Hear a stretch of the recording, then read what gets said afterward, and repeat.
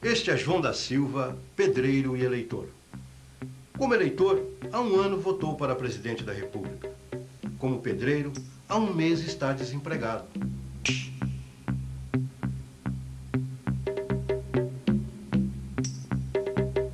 Estamos em São Paulo.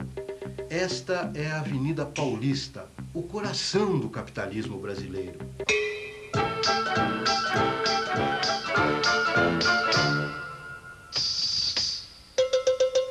Aqui você pode ver que o dinheiro não tem pátria.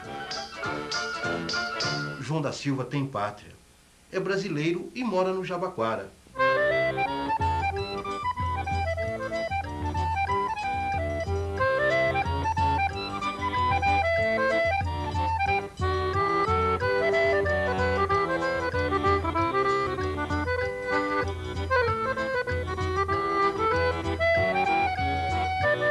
É o ano de 1991. O povo está sofrendo com uma grave crise econômica. Um novo governo tomou posse com a determinação de acabar com a inflação de um só golpe. A inflação não caiu. Em compensação, o desemprego cresceu. O presidente eleito com o voto de João da Silva, porém, diz que vai colocar o Brasil no primeiro mundo. Os sofrimentos que o povo está passando agora vão terminar. Tudo vai ser diferente. Os carros que se vê na rua hoje são carroças, perto dos que virão com a tecnologia e o capital estrangeiros. Basta, diz o jovem presidente, que o Brasil abra suas fronteiras e deixe agir livremente as forças do mercado.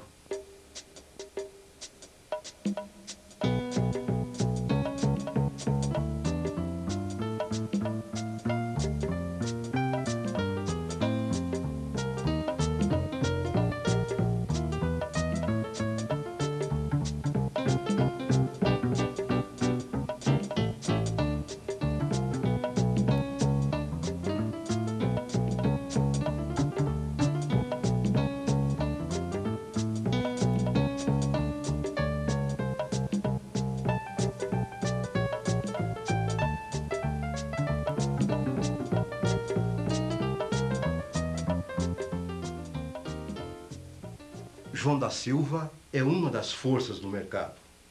Seu problema é tirar as outras do caminho e descer no Jabaquara.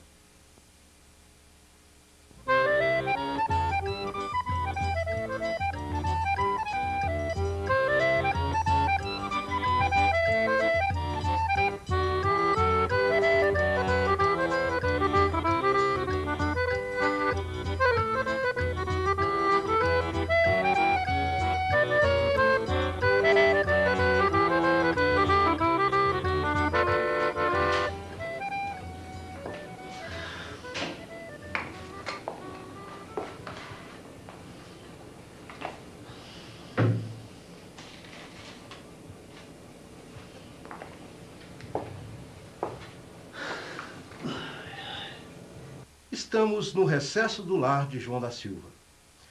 Embora ainda não tenha mulher nem filhos, João da Silva não está sozinho. Por esse aparelho, o mundo entra na sua casa. É hora da novela. Mesmo desempregado, João da Silva sonha com o amor e com a fortuna. E ganhou a prova. Carl Lewis ficou em segundo e Ben Johnson em sétimo. Boa noite. Boa noite.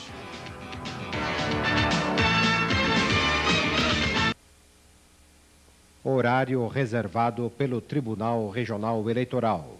Partido da Oposição. Pô!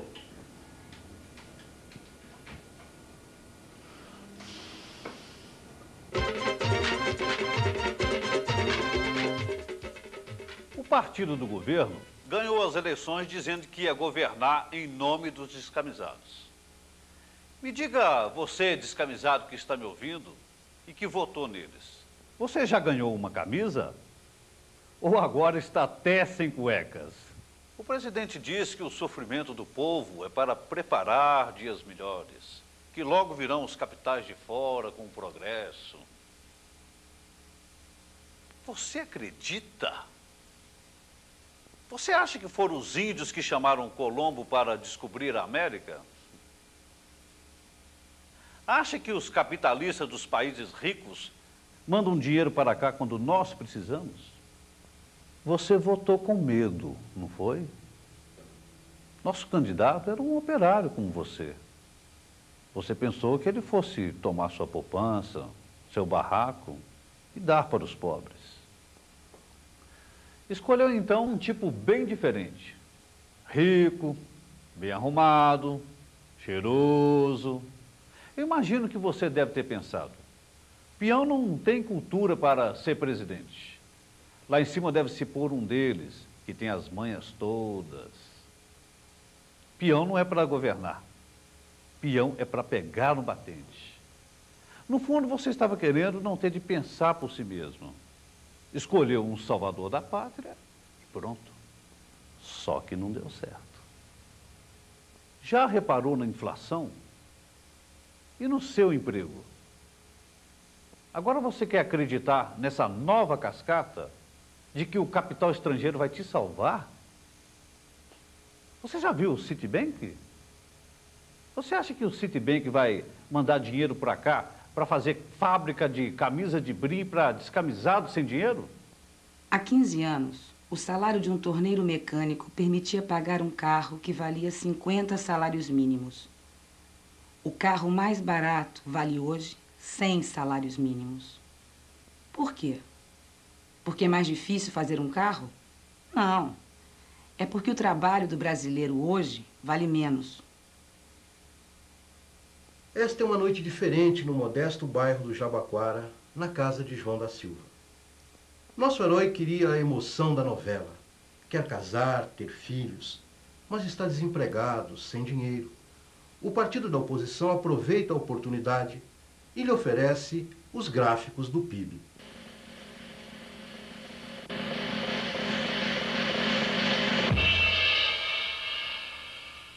Esse gráfico conta parte de nossa história.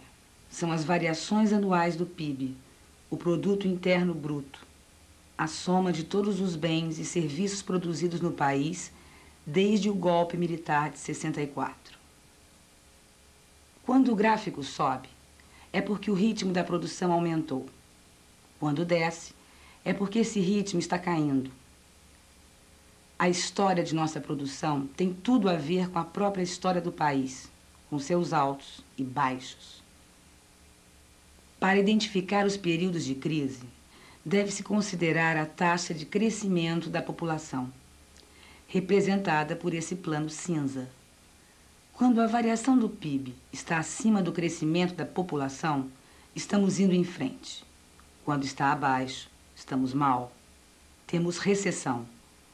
Os períodos de recessão estão indicados em vermelho. O período de recessão atual é tão grave que é melhor representá-lo em roxo. Em linhas gerais, você pode ver duas grandes fases: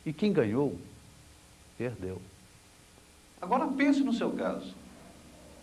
Por que então você vai continuar acreditando nessa história de que o Brasil deve correr atrás do primeiro mundo porque é de lá que se espalha o progresso? Na história do mundo, o progresso nunca veio de um centro só, de um primeiro mundo, e foi se espalhando eternamente. Roma já foi o centro do mundo. Lisboa também. Os Estados Unidos, a Alemanha e o Japão, para crescer, se fecharam. A história é contraditória, dialética. Continue conosco. Vamos a um grande passeio pela história recente do mundo. Algo de muito estranho acontece na vida de João da Silva, pedreiro, ainda desempregado, e eleitor, agora confuso. Nosso herói vai sair de casa e acompanhar o partido da oposição numa viagem pela conjuntura internacional. Não será um risco muito grande para as poucas luzes de João da Silva? Examinemos a história dos últimos 30 anos de um ângulo mais amplo, global. No início dos anos 60, o mundo era diferente. Havia dois primeiros mundos.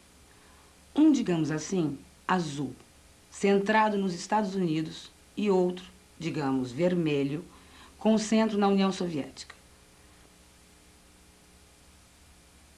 Os dois blocos estavam separados de modo radical e armados com as armas nucleares mais brutais.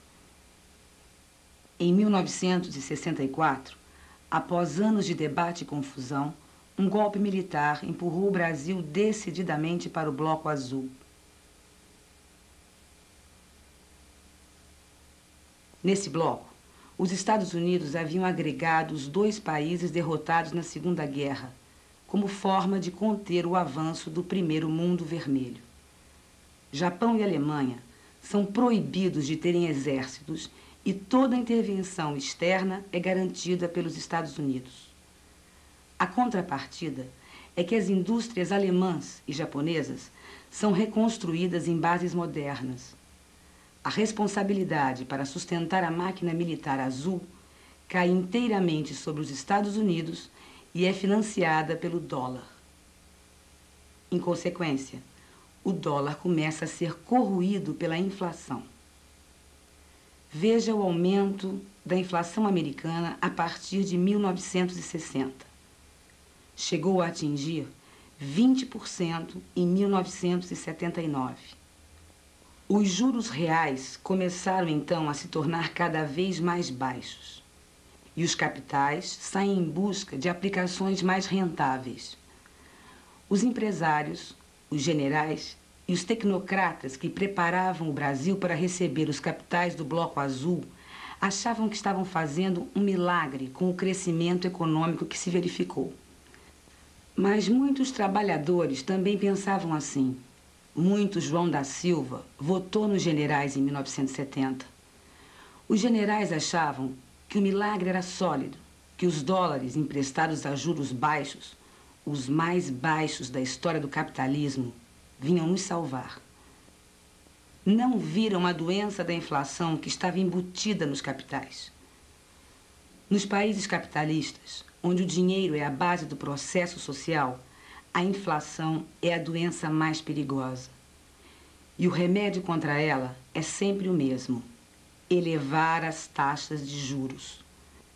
No início do governo Reagan, então, o Banco Central americano puxou os juros dos níveis mais baixos da história do capitalismo para os mais altos.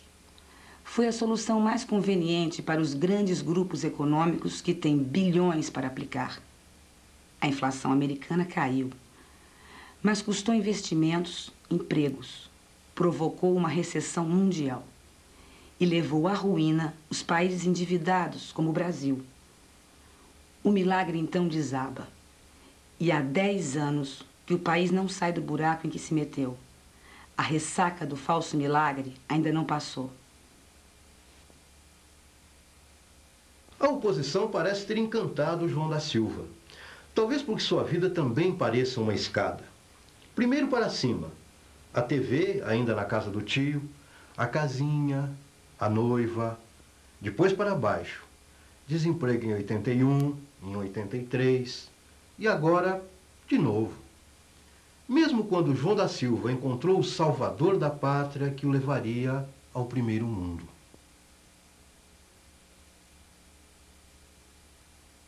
O que resta para o Brasil agora? O socialismo acabou. As ideias de Marx foram derrotadas. A única saída é atrelar o Brasil ao novo primeiro mundo. Estados Unidos, Alemanha e Japão, dizem alguns. É certo que o antigo primeiro mundo socialista desmoronou. A crise da União Soviética não foi assim tão diferente da dos Estados Unidos. Os enormes gastos militares, as aventuras imperialistas como a do Afeganistão, enfraqueceram sua economia. Mas quem pensa que o que resta para todos é se agregar ao Bloco Azul, não vê a crise no coração desse bloco, os Estados Unidos. É uma dura prova para os interesses internacionais do nosso amigo João da Silva. Ele já sonhou com a Disney World. Pensa em trabalhar no Japão. Até cogitou de ir ajudar a derrubar o muro de Berlim.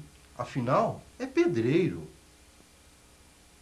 O ajuste da economia capitalista nos anos 80 foi comandado pelos americanos e buscou atrair os capitais para os Estados Unidos. Os juros nos Estados Unidos foram elevados alguns pontos acima dos juros no Japão e na Alemanha. O Banco Central americano passou a pagar mais caro pelas aplicações em títulos do Tesouro dos Estados Unidos. A curto prazo, os negócios financeiros americanos se recuperaram. A médio prazo, no entanto, a dívida do país estourou. Entre a independência em 1776 e o início do governo Reagan, a dívida pública americana tinha atingido $1 trilhão. Em 10 anos, no entanto, ela pulou para 3 trilhões. Quem se beneficiou mais foram a Alemanha e o Japão, que têm enormes saldos de dólares em suas balanças comerciais. Para os Estados Unidos, restou seu enorme poder militar. Com a desarticulação do Bloco Vermelho, os americanos se propõem a ser a polícia do mundo. Já invadiram Granada, o Panamá, o Iraque. E como não tem mais como pagar a conta, pressionam o Japão e a Alemanha para bancar o custo dessas operações. Você acha que o primeiro mundo vai se equilibrar assim? A Alemanha e o Japão vão querer pagar pela orquestra sem escolher a música, agora que o perigo vermelho já passou? A história ensina a esperar o pior. Desequilíbrios nacionais tão grandes quanto os atuais sempre se resolveram de modo violento, com grandes guerras. O Brasil não deve se atrelar ao esquema dessas grandes potências. Nós somos socialistas porque o capitalismo é que leva a essas situações. O capitalismo é um sistema de produção de desigualdades crescentes.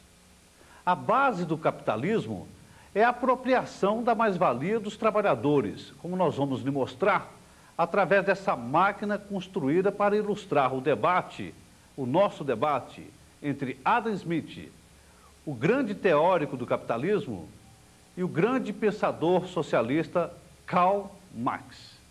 Marx! O encanto de João da Silva com a oposição nessa estranha noite do Jabaquara é subitamente quebrado.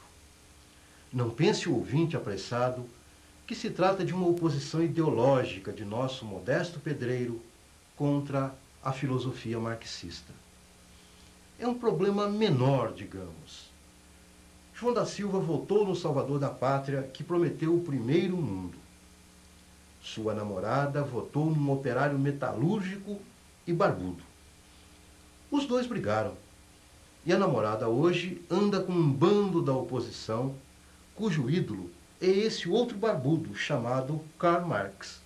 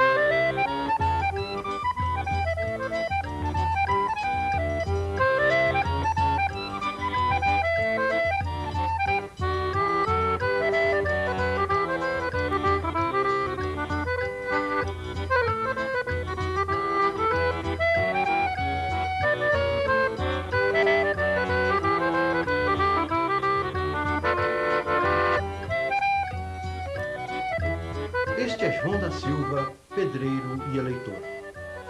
Eleitor confuso, que votou na situação e acabou de ouvir o programa da oposição.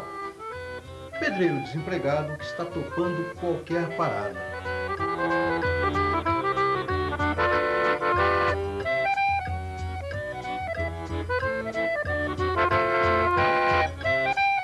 Precisa de dinheiro. O arroz e o feijão, os 15 quilos comprados com a indenização, estão acabando.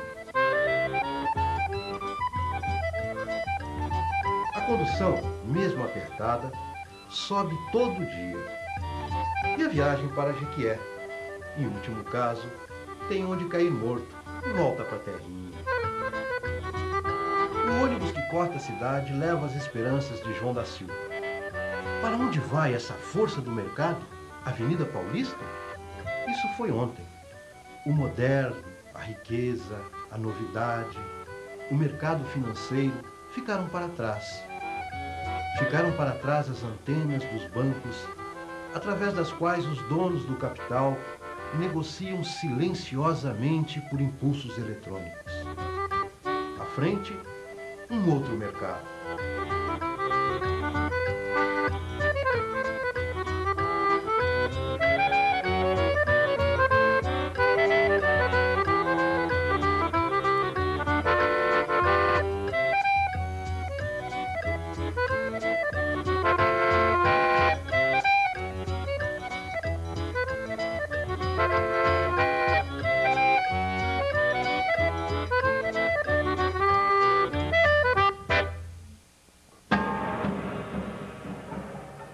A Praça da Sé é o marco zero de São Paulo.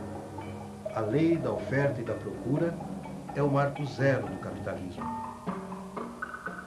João da Silva veio aqui oferecer sua força de trabalho ao capital. Capital aqui é pouco. E força de trabalho aqui é muita. Diz a lei da oferta e da procura: se a força de trabalho é muita, o preço de João da Silva está em queda. A mão invisível do mercado pesa sobre João da Silva.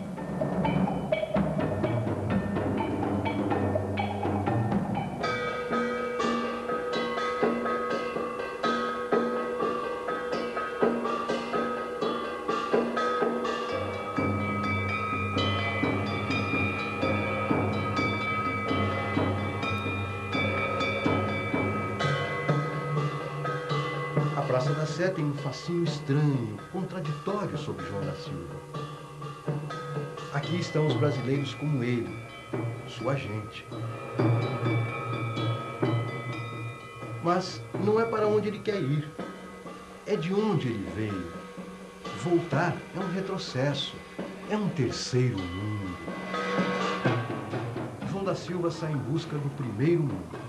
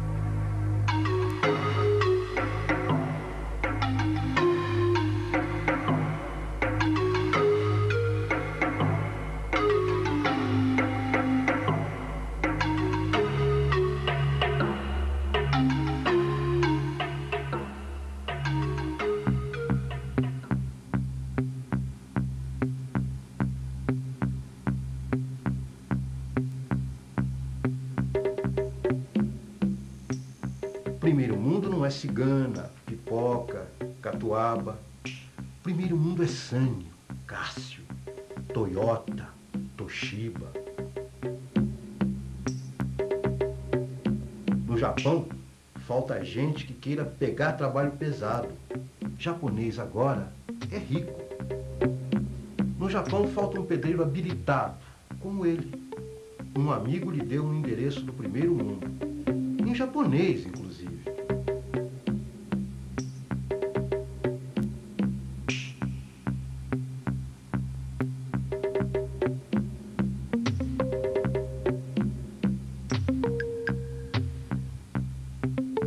O endereço parece ótimo. Isso é primeiro mundo, com certeza. João da Silva, pedreiro e eleitor, tem algumas ideias sobre o Japão.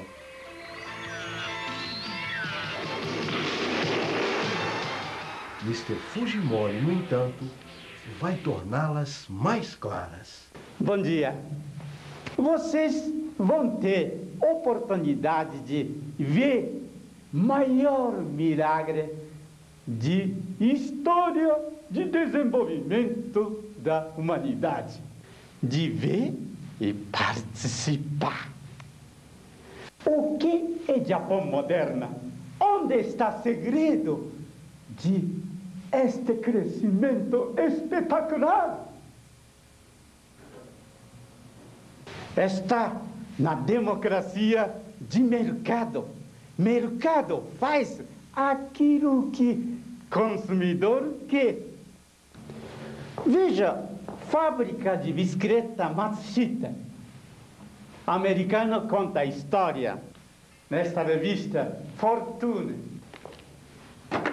11 milhões de tipos diferentes de bicicleta para atender melhor o mercado. O freguês tem perna mais curta, Matsushita faz pedal mais comprido. O freguês tem bunda mais grande, Matsushita faz selim mais larga.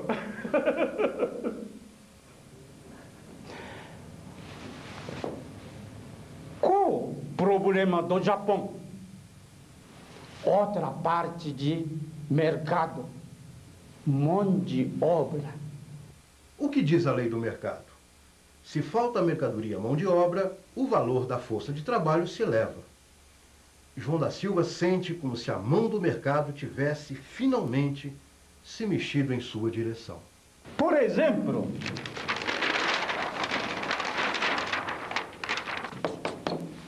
$240.000 ien, salário de pedreiro lá no Japão por mês. $2.000 por mês, muito dinheiro, né? Claro que o Japão não pode aceitar qualquer um. Este símbolo é tradição. Quem é filho de japonês, quem é mestiça de japonês, quem é casado com japonês, pode preencher. Vai, então, ó.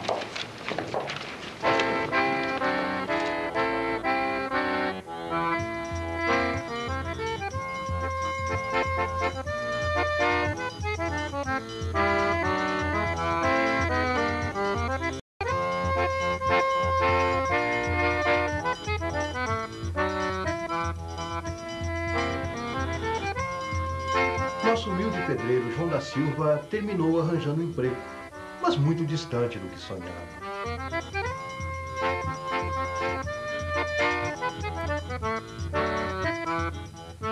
Procurou um japonês na família desesperadamente.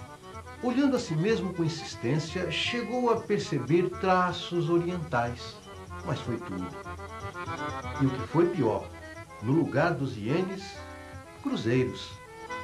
No lugar do salário de pedreiro habilitado, o de aprendiz, ou seja, cruzeiros divididos pela metade.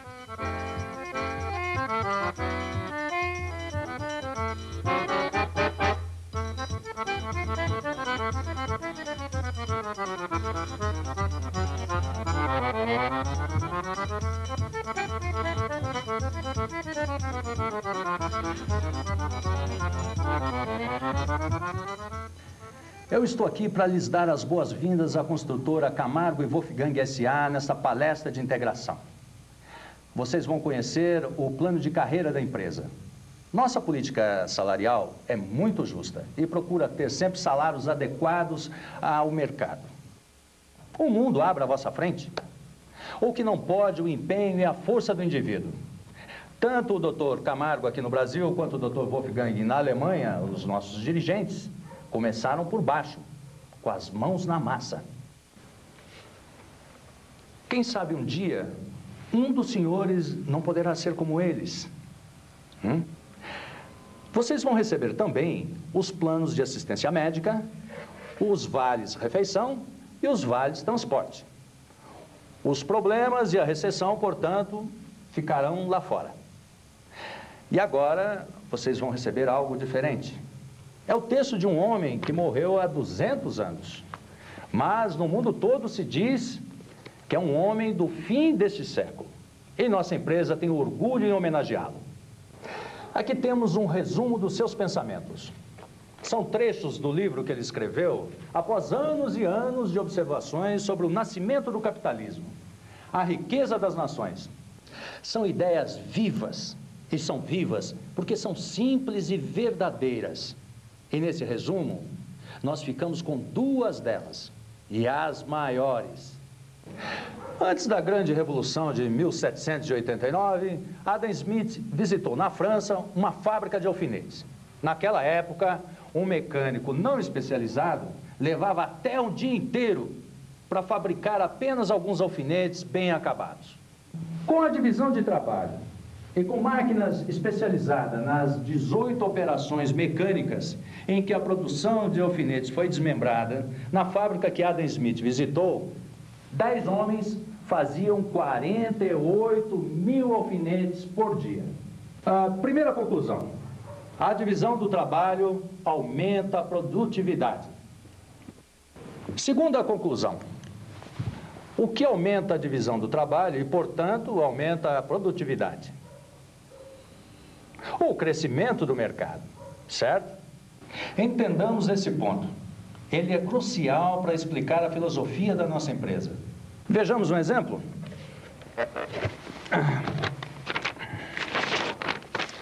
O seu colega João da Silva, no mercado de trabalho representado pelo sítio do seu pai em Jequié.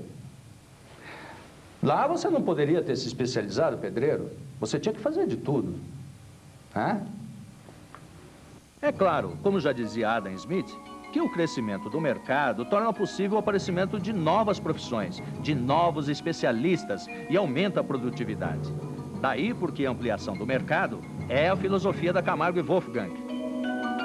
Para que o indivíduo possa produzir mais, para crescer, enriquecer, é preciso dizer não ao nacionalismo superado, ao corporativismo, aos cartórios, às fronteiras fechadas. A força do indivíduo está na liberdade de fazer, de consumir, de trabalhar, na liberdade do mercado.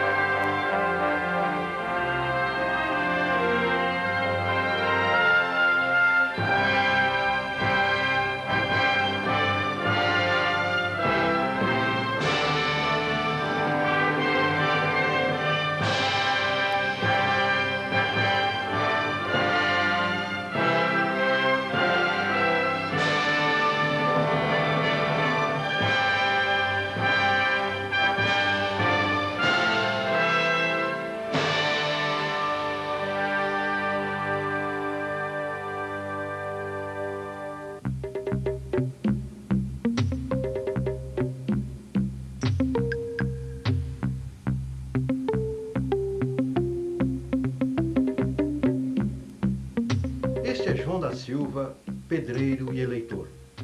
Como pedreiro, sua vida é uma luta. Como eleitor, acha que levou porrada dos dois lados.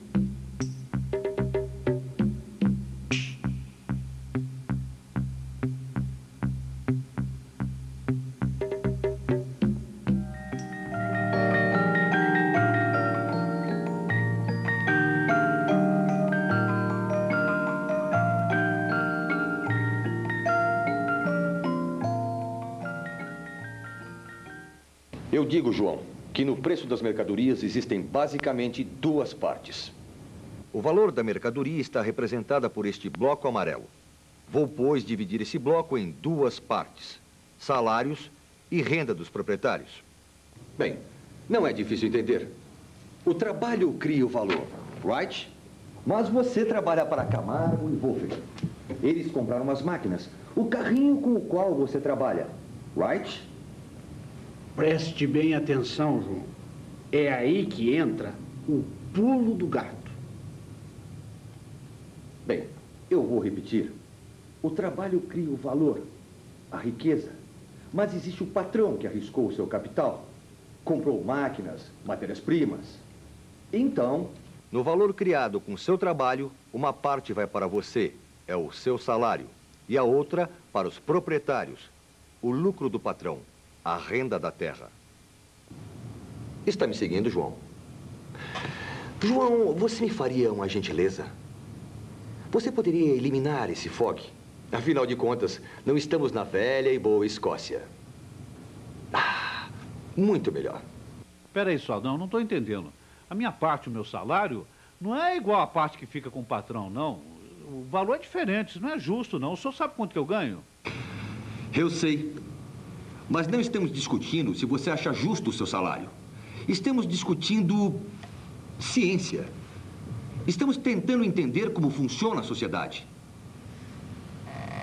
Parece que foi ontem, em 1850, quando estávamos discutindo com os socialistas utópicos. Infelizmente, os trabalhadores não mudaram muito. Ainda hoje tentam discutir com a burguesia em termos de moral, justiça. Seu Carlos, um momento, seu Carlos. O senhor acha justo o meu salário? João, nós não estamos discutindo se o seu salário é justo ou não, se você ganha pouco ou muito, entendeu? Não entendi. Eu sei que você não entendeu, mas você sabe o que foi que você não entendeu? Você não entendeu é a discussão. Eu sei que você ganha uma miséria, mas quando você está doente, o que é que você espera que o médico faça primeiro? Que chore por você ou entenda a causa da sua doença? Essa é a questão inicial. Entender a doença do capitalismo, que é a produção de desigualdade crescente. A doença do capitalismo não é esta. Você está confundindo, João. O capitalismo gera riquezas, possibilidades de desenvolvimento e de igualdade futura, portanto. A doença do capitalismo, a desigualdade, a pobreza, vem de políticas protecionistas que impedem o livre comércio entre as nações. Vem de empresas mal administradas pelo Estado que mantêm uma proporção exagerada de empregos inúteis. É incrível que você repita isto há 200 anos. É inteiramente falso, terrível. Ainda há pouco João votou contra a oposição, contra os seus próprios interesses, porque acreditou nessa baboseira. E o que falta ao Brasil é o livre mercado. Mas eu tenho o direito de votar em quem eu quero. Claro, João. Eu só estou dizendo que você está influenciado por ideias erradas, por ideias que não são suas. João sabe as ideias que lhe interessam. Ele não precisa de um guia espiritual. Voltemos, João. Por que o seu salário não pode ser mais alto? Ou mais? Por que o valor do seu salário não pode ser igual ao valor criado pelo seu trabalho? É muito simples. Vejamos como funciona o sistema capitalista neste esquema.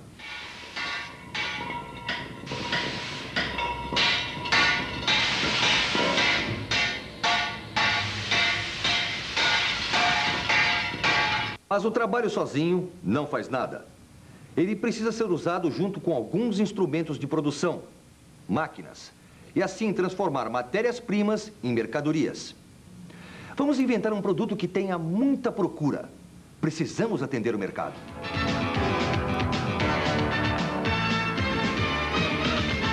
Eu já vi isso em algum lugar.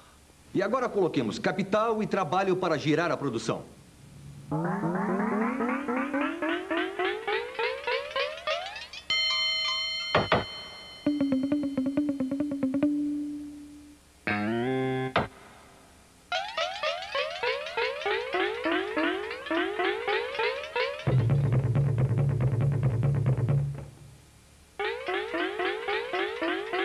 Pronto. Temos uma esfera azul, uma mercadoria. Vamos encaixotar e colocar para vender. Esta mercadoria tem agora um certo valor de troca.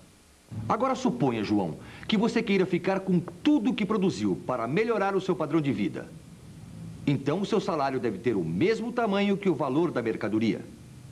Você, então, pode consumir tudo o que produziu. Resultado. A nossa máquina pode gerar o tempo todo e no final de um ano, por exemplo, a sociedade não acumulou nada. Isso não é justo, não é nada, é uma loucura. Madness. Na verdade, o que ocorre é que os capitalistas têm direito a uma parte do valor criado, como já lhe disse. E não gastam tudo, poupam uma parte. Vamos girar novamente a máquina com o seu trabalho e ver o que acontece.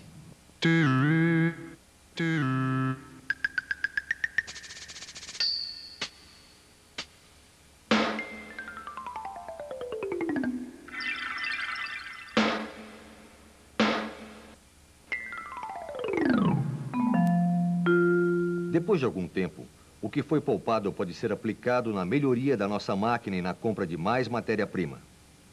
Assim, na verdade, temos o valor das mercadorias dividido em 3 partes. O salário para o consumo dos trabalhadores. A renda pessoal dos proprietários gasta no seu consumo particular. A renda dos proprietários poupada para novos investimentos.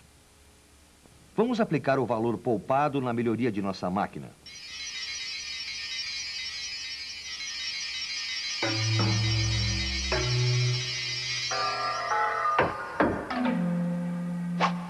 Veja, agora ela pode fazer mais mercadorias com o mesmo trabalho.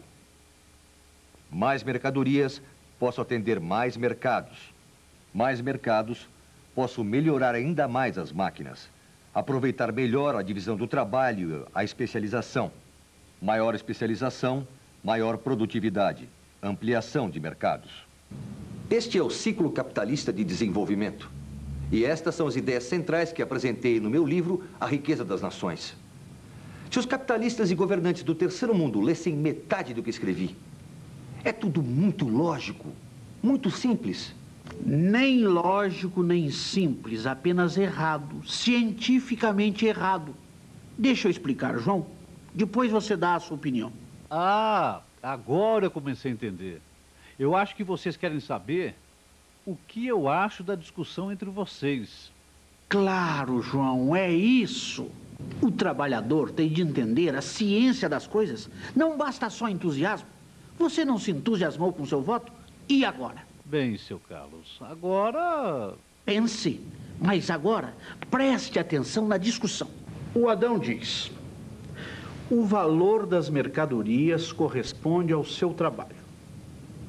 Deste valor, uma parte é o seu salário. Isso, consome, portanto. O capitalista consome outra parte. O resto, ele compra em máquinas. É assim que acumula. Com essas máquinas, ele cria novos empregos, faz o progresso, etc, etc. É o que ele diz. Mas veja o furo. Adão, me empresta um pouco a sua máquina. Vejamos. Trabalho, máquinas, matérias-primas, algumas voltas e agora mercadorias. Segundo o modelito do Adão, a função social dos capitalistas é impedir que se consuma todo o valor criado pelo trabalho. É, portanto, poupar e aplicar essa poupança nos meios de produção. É por aí que o capitalismo se expande. É por aí que surge mais valor, a partir do valor existente. Vamos ver isso.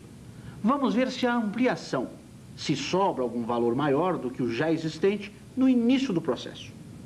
Do valor criado com o trabalho, separemos o que pode ser consumido e o que é a poupança. Pronto. E aqui está a peça que vai ser adquirida para melhorar a produção. Mas esta peça também é uma mercadoria. Foi produzida em algum outro lugar. Seu valor também tem as mesmas 3 parcelas: consumo dos trabalhadores, lucro para investimentos desta outra fábrica, consumo dos capitalistas. Então, coloquemos a mercadoria, melhoria da máquina, junto com as outras mercadorias, e vamos somar as 3 parcelas de seu valor com as parcelas correspondentes já existentes. Bem, agora temos uma parcela de poupança bem menor. Esta parcela também corresponde a uma nova mercadoria, e assim, o seu valor também está subdividido em consumo dos trabalhadores, lucros para investimentos, etc.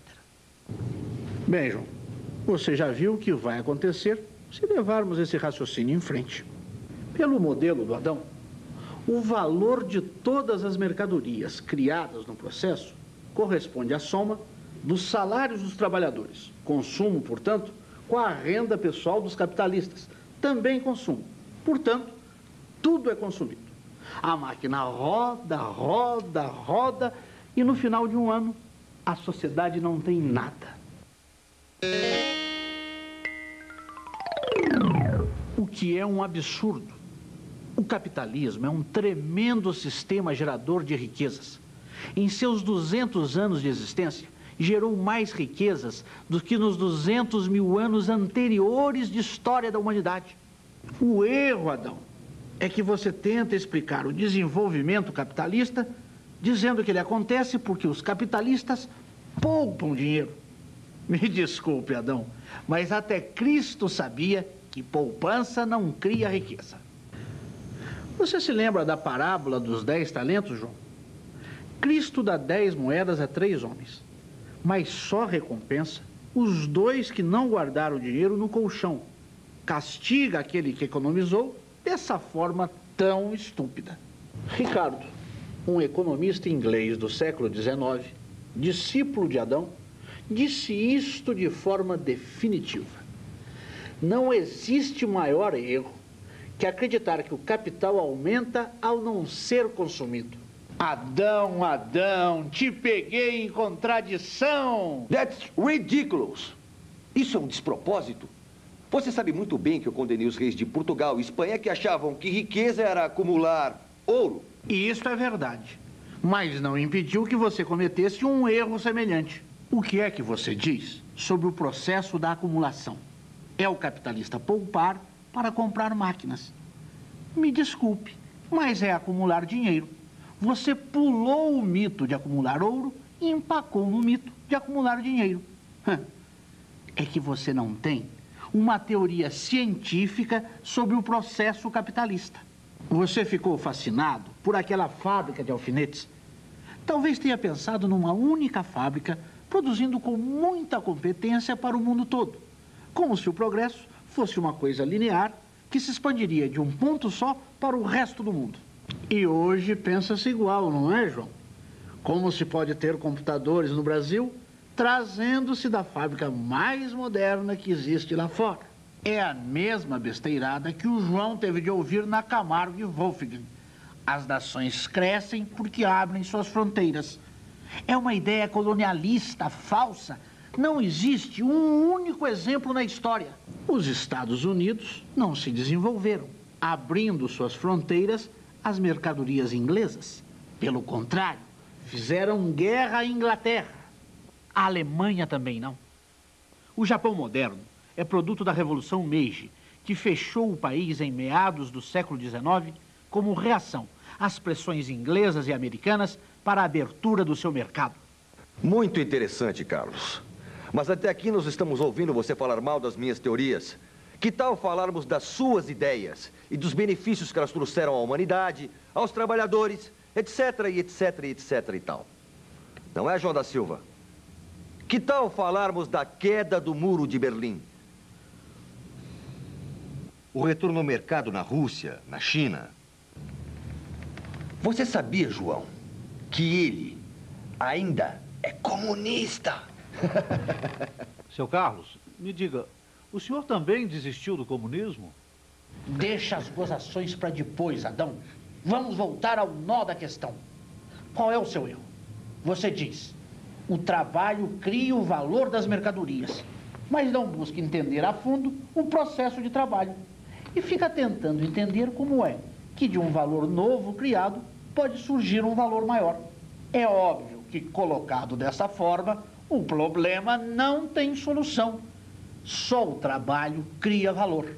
Se você tenta descobrir a fonte de mais valor na parte da renda dos capitalistas, que chama de poupança, e que é um trabalho já realizado, valor já criado, descobre apenas que este pedaço é trabalho e poupança de outro capitalista, que, por sua vez, é trabalho e poupança de outro, e assim por diante. Você nos leva de Pôncio a Pilatos. Descobre que trabalho é trabalho. Não sai do lugar. Concorda? Prossiga, eu estou ouvindo. O problema não é simples. Os primeiros socialistas que te criticaram também cometeram erros iguais. Como pode haver acumulação, criação de um valor maior? Sim, o trabalho cria o valor, mas as trocas no mercado se dão entre mercadorias de valores iguais entre si. Parece um quebra-cabeças. Eu levei anos para entender. Fui estudar Aristóteles. Há 2000 anos atrás, ele já tinha uma pista para os mistérios do mercado. Foi ele que descobriu que as mercadorias têm dois valores, um valor de uso e um valor de troca. Viu no meu livro? Vi, mas depois de morto. No meu livro, eu não poderia levar em consideração algo escrito 90 anos depois, não acha? Aliás, você pode trabalhar em cima das minhas ideias. Se você contar o número de páginas no seu Capital em que eu sou citado, e agora você cai de pau em cima de mim. João, ele ficou magoado. Calma, Adão. Aristóteles, que foi o maior pensador da antiguidade, também errou. E daí? Não estão dizendo que você é o homem do século XX? Ah, Max, não sacaneia. Você que quis ser o novo Aristóteles. Você que quis fazer a grande síntese. Veja, João, como ele baba diante de Aristóteles. Ele aprendeu grego para ler Aristóteles. E sabe como ele cita Aristóteles? Veja isto. O que você acha? Isso aí para mim é grego.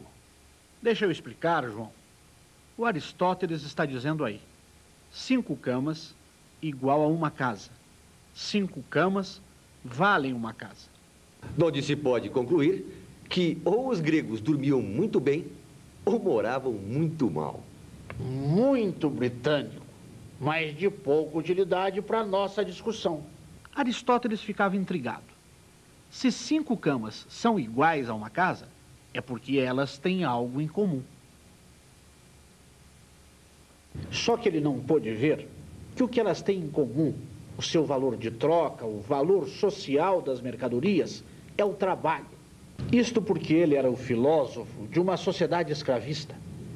Naquela época, os homens não eram livres, no sentido de poderem vender o seu trabalho no mercado por um salário. O trabalhador não era livre, no sentido capitalista. Que história é essa de livre no sentido capitalista? Livre é livre, acabou. Esse é o erro de vocês, liberais. Eles falam em liberdade como se ela fosse igual para todos. E aí, tem que ignorar as contradições práticas da vida real. Vamos voltar à sua máquina mais uma vez. Você disse que a economia funciona assim. O patrão compra a força de trabalho no mercado pelo seu valor. O trabalho cria valor. E do valor criado, uma parte volta ao processo para aumentar a produção. Mas isso não funciona já demonstramos. Qual o erro? É que você supõe que os trabalhadores e capitalistas estão livres de modo igual perante as mercadorias criadas, pensando se vão consumir ou se vão poupar. Parece que tudo ocorre por ações conscientes.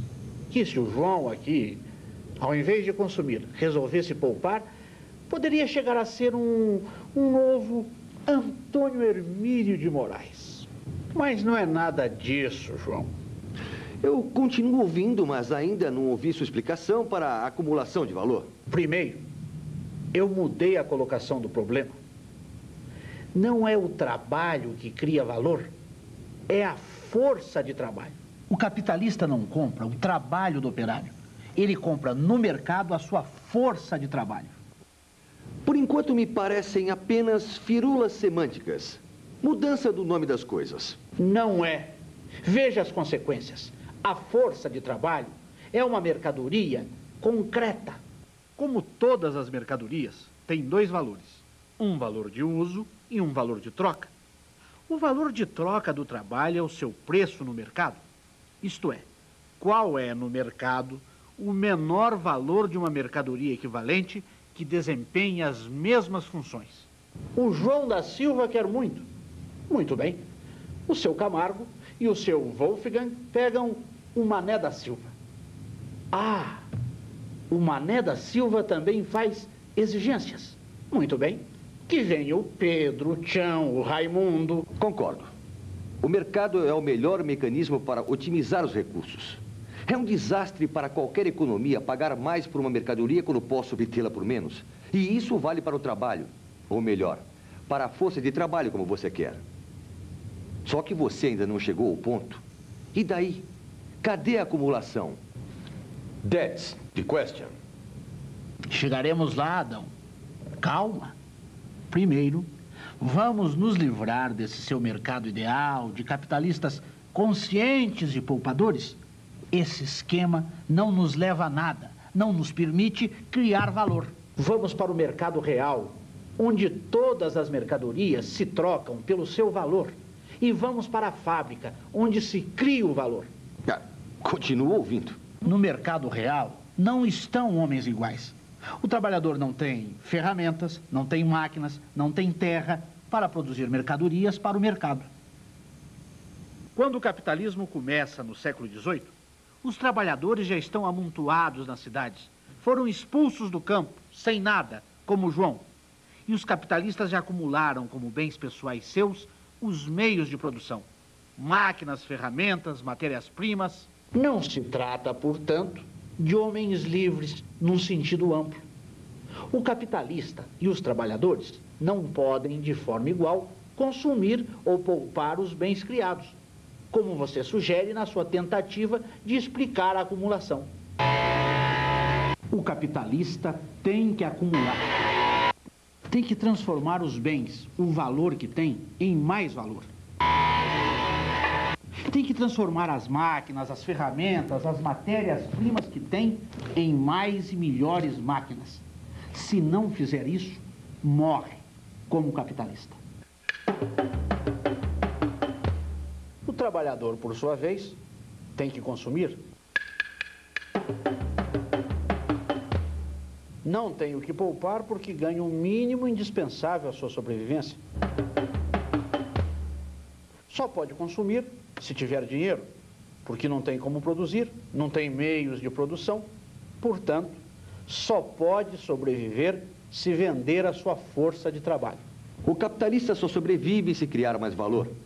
O trabalhador só sobrevive se vender sua força de trabalho. É razoável. Mas até aí eu também fui, me parece. Foi. Mas a questão vem depois. Você busca a acumulação na natureza poupadora do capitalista. Ele poupa por ganância, por instinto natural. Você diz. Você não prossegue na análise do sistema social, na análise das relações entre o trabalhador e o capitalista. Prossiga você, então. Pois eu vou prosseguir. E preste atenção, João. E lembre-se do grego Aristóteles. As mercadorias têm dois valores. Um valor de uso e um valor de troca. Repare. No mercado, força de trabalho é comprada pelo seu valor, o salário. Mas no mercado, as coisas se trocam pelo seu valor. No mercado não se cria valor, portanto. Entremos na fábrica em busca do valor a mais. Aqui a força de trabalho vai ser usada. Como só o trabalho cria valor, é aqui, neste processo, que vai surgir valor.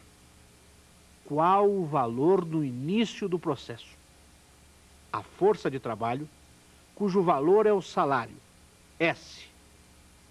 Máquinas, matérias-primas, ferramentas, instalações, todos os materiais concretos que são usados ou desgastados. Chamemos de capital constante, C. Qual o valor que sai? Um valor maior. Eu chamo de M, mais-valia. Mas de onde vem esse valor a mais?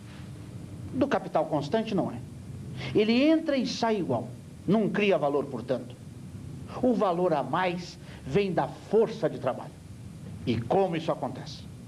O operário trabalha umas horas, cria o valor correspondente ao seu salário, trabalha mais e cria mais-valia. O capital constante que aparece aí nessa fórmula também já foi trabalho. Decomponha o capital constante como fez no meu exemplo. Exatamente.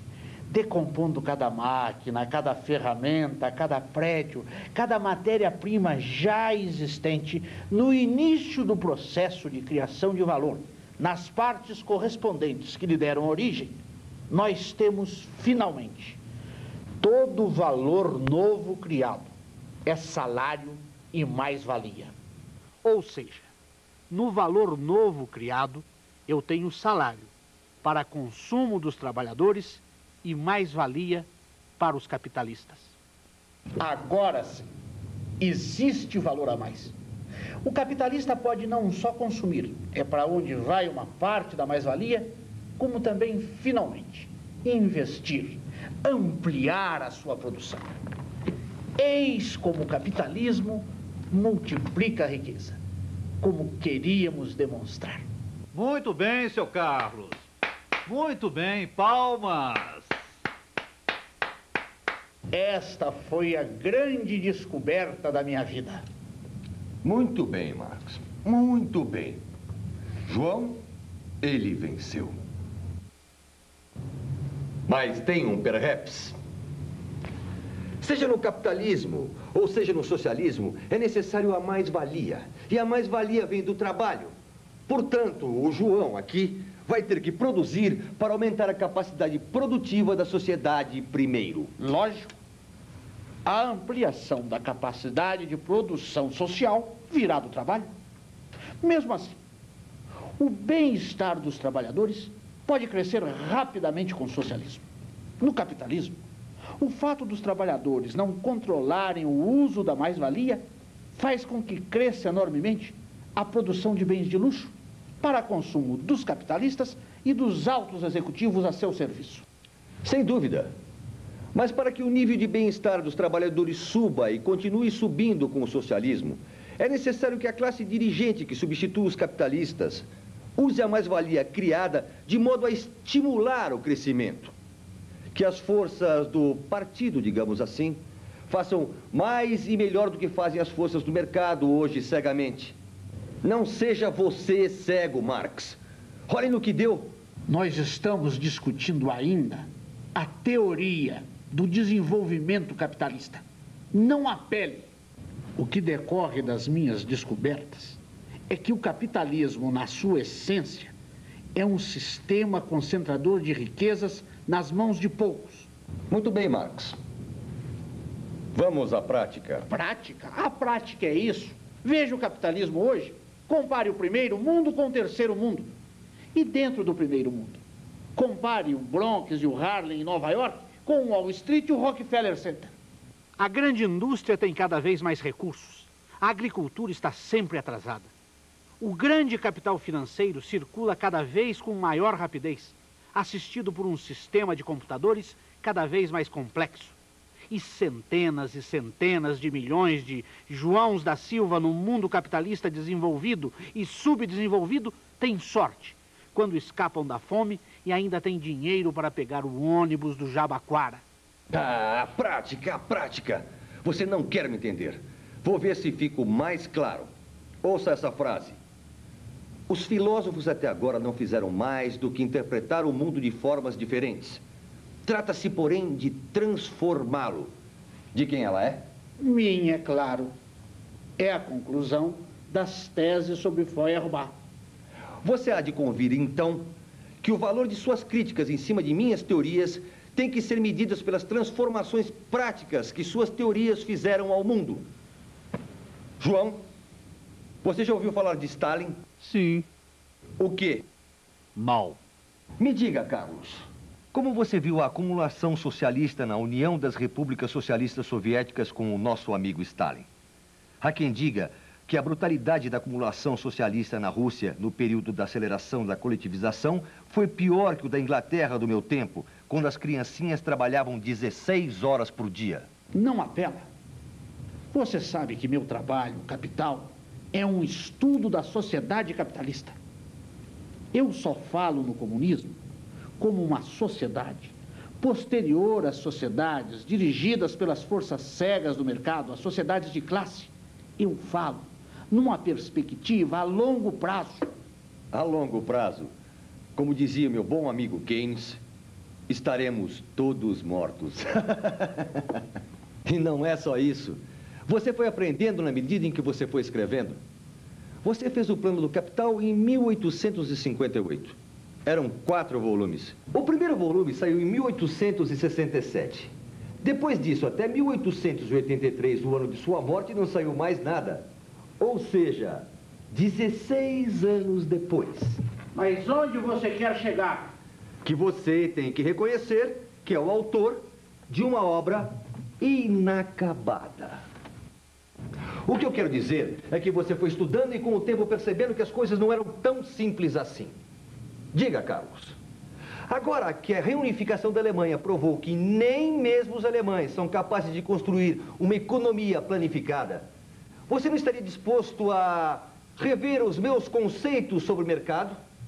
Hein? Diga, Carlos. Diga, Carlos. Adão! Adão!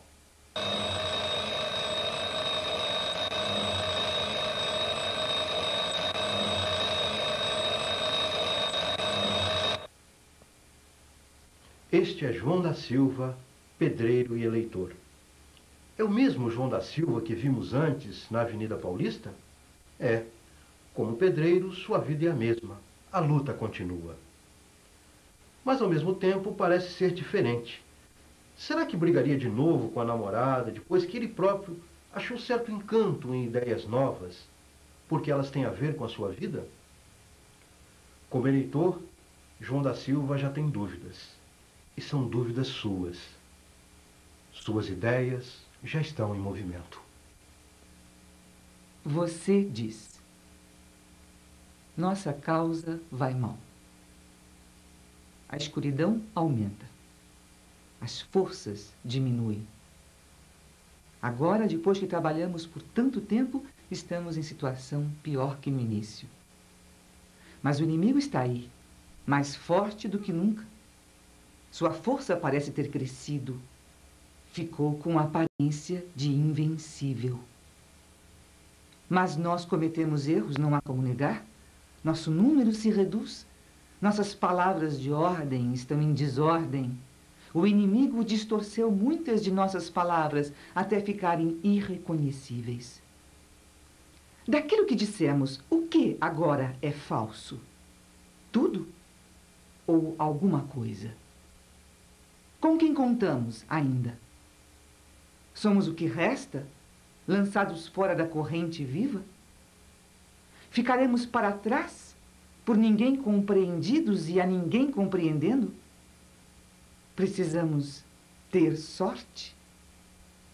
Isto você pergunta. Não espere nenhuma resposta, senão a sua.